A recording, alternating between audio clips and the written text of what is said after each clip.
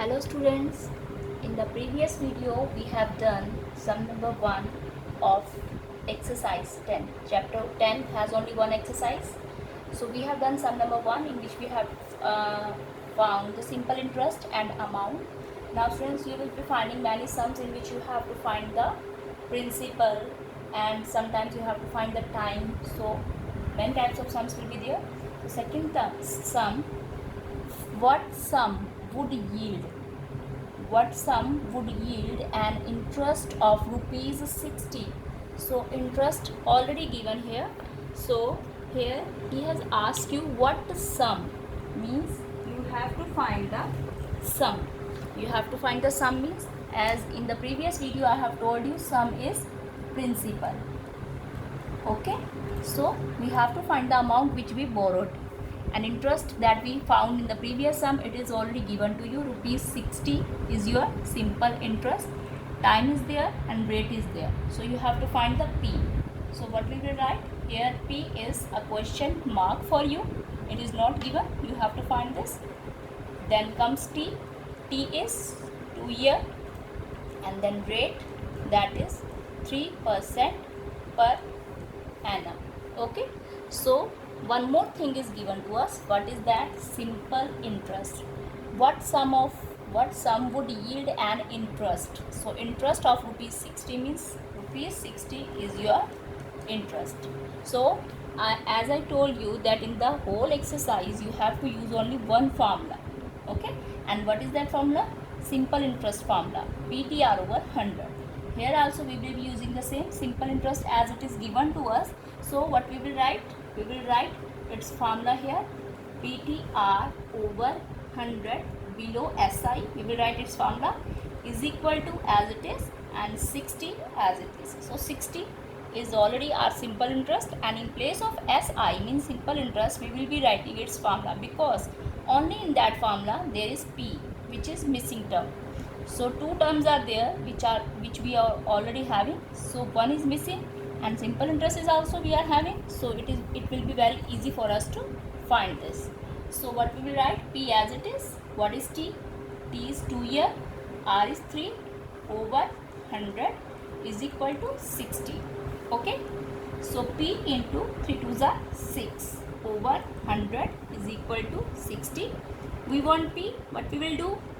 We will keep P here, and then we will be doing the cross multiplication, like 60 will be multiplied by 100 and this 6 will go down.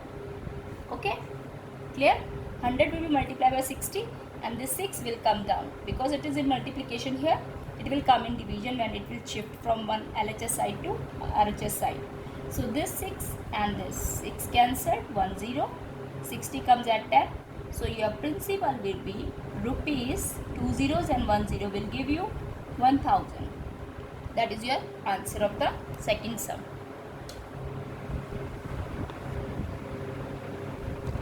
So here comes the sum number 4. Third is very easy, same as second two, sum number 2. So you will do it by your own.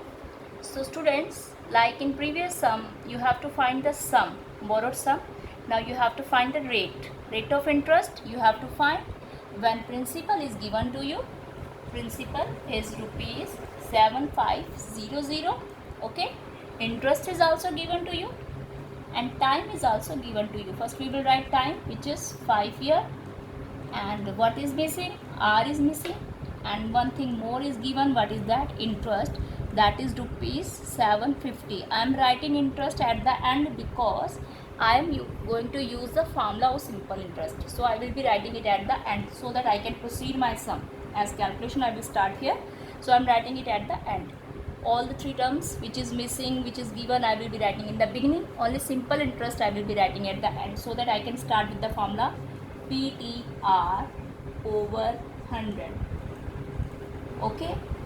So you have to use the same formula, PTR over 100. You know what is the name of the chapter? Simple interest. So only one formula is there. One more, how to find the amount. You know what is that? P plus SI. Only these two formula you will be using in this exercise. So now P is already given to me. I will write P 7500. T is 5 and R is missing. In previous sum P was missing. Whatever is missing, you can write it as it is, and rest all terms are given to you, so it will be very easy for you to solve. So next what we will do, 2 zeros and 2 zeros are cancelled. Okay, so keep your r here. You can multiply both, but I am not going to multiply because I want to make my calculation easy. So I am going to shift that 75 and 5 in the denominator. Like cross multiplication, you know, r will be remaining here because I want to find the r which we want to find. We will keep it alone on the left hand side. All other extra terms we will be shifting to the other side. 750 is my interest. Okay, so it will be here. So 75 and 5 will come down in denominator, like cross multiplication we are doing. So this, you know, 75 ones are 75 and 75 tens are 750. This 0 as it is, 75 ones are 75. So 5 1 is 5, 5 2s are 10. So r, as I already told you, it is written as percentage. So r will be, my rate of interest will be 2% per annum. That will be my answer.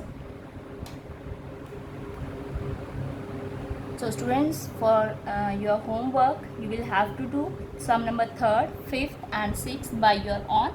Related to these sums, I have done the sums on today. So you have to do this. Okay, thank you.